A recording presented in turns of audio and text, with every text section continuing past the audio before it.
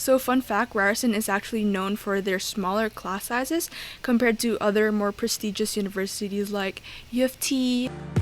Hello everyone, I am Raya. I just finished my first year at Ryerson's Business Technology Management program, and this video I'll be answering 7 things that I learned in the program after my first year. So number 1, with COVID, how is online learning? Online learning at Ryerson has been great. According to my other friends in different universities, I feel like Ryerson adapted to the online system very well. So for example, in terms of the reliability of our online systems, we use D12. It's been pretty reliable and I have not had any problems, but compared to my friends I've seen on social media, they'll have an assessment and they'll post that the website crashed. Also, the opportunities Ryerson offers outside of class are really great. So I participated in case comps, I participated in a lot of different events they hosted, and it was honestly really easy to get involved in university life in general, even though everything was online. So I'll include a link in the comments to include some of the webinars and events they've hosted throughout the year. Ryerson did just announce a few days ago that they were going to be doing a hybrid model for the fall and trying to go for a full in-person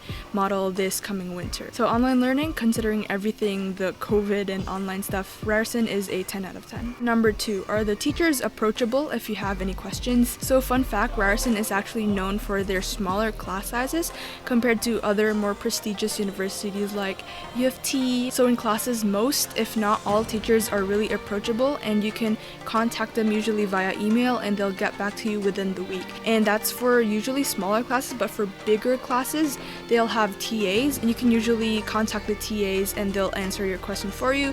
And if you're not happy with the answer or they don't know the answer, they'll contact the prof and you'll get your answer that way. And yeah, if you're in a smaller class size, you can usually just privately Zoom message your prof during the online class and they'll usually get back to you during the end of the class. There's usually a little Q&A format at the end. Side note, use the Rate My Profs website to find all the good profs. Number 3, what is the typical class size? So I want to say a quarter of my first year classes were under 30, but the rest of them were a bit larger just because some of my mandatory courses for my program was also mandatory for other programs throughout the university. But I personally didn't find larger class sizes to affect my learning in any way just because it was all online. Number 4, what is the workload? How long does it take to complete the homework? So personally, I found that the workload for my first year was very comparable, if not similar, to my grade 12 year, and that's as long as you keep up with the work. It might be a little overwhelming in the first few weeks. I certainly found it to be that case, but it will get better as you get used to the way classes or the way profs teach. And yeah, usually each class and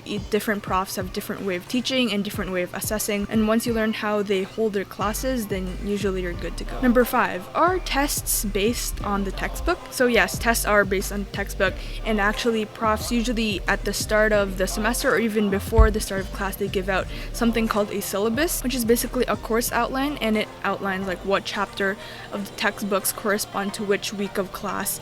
And you can pretty much, if you want to, you can read the textbook chapter before class and you come to class prepared, so you ask questions and things like that. So I'll include a link in the comments that has the syllabus list for my program, the syllabus list for all the required mandatory courses that I have to take, and you can kind of check what's the assessment like what's the percentage, the weighting, things like that. Question number 6, what about the co-op program? Is it hard to get placement? So if you don't know about Ryerson's BTM program, it's actually pretty known, or Ryerson in general has a pretty well-known co-op program, and the amount of students that have applied to co-op is actually exponentially increasing year by year. So that's short to say that the co-op program at Ryerson is top-notch. So yeah, to answer the question, I've actually just applied to co-op. I will do a video on that in the future, my resume, my cover letter, and the interview that we had to do, and I'm still waiting on the results, so I can't exactly speak to placement, but to prepare for the co-op program and to apply, Ryerson provides a really good amount of resources. So from their career, they call them career consultants, which are basically guidance counselors who teach you and show you every step of the process. So they help you with resumes, they help you with interviews, they help you with cover letters. They're also the ones, if you get into the co-op program, to help you reach out to companies, hopefully get interviews from them, and hopefully get hired. So if anything, to prepare yourself for co-op, to applying to co-op and to getting placement, number 1, I would just make sure to get good grades in first year. Number 2, do as much as you can, especially in first year, to build up your resume. And so not only do you have a better shot at getting into co-op, but you also have a better shot at getting into placements after you get into co-op. So here are a few ways to get involved.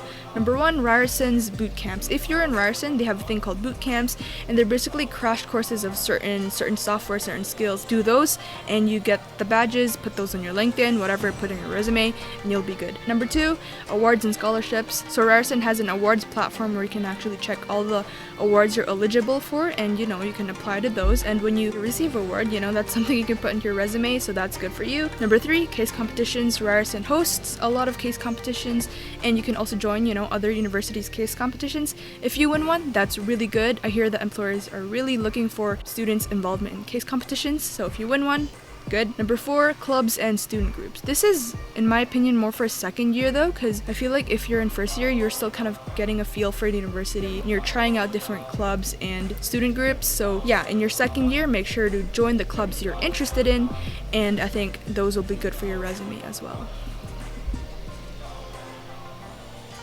Oh, are you kidding me? Number 7, what courses should I take in high school to prepare myself best for BTM? Good question. So in my opinion, take international business. I don't know if it's only offered at my high school, but international business, and make sure that you have a thorough knowledge of advanced functions or functions, just because it comes up in a bunch of different courses throughout your first year. The other courses are pretty much teaching you brand new stuff, so no need to worry about those. Conclusion. So you might be asking, why are there only positives and seemingly there are no negatives? Well, I'm actually asking the same question myself. I think I have 2 reasons for that. Number 1, I'm just an optimistic person, and I may or may not turn a blind eye subconsciously to negative things. Number 2, this past year was all online, so I may not have seen the quote-unquote negative things just because, I was sitting behind a screen for the entire year. But I might see cons after my second year in university, hopefully after I've gone to school in person.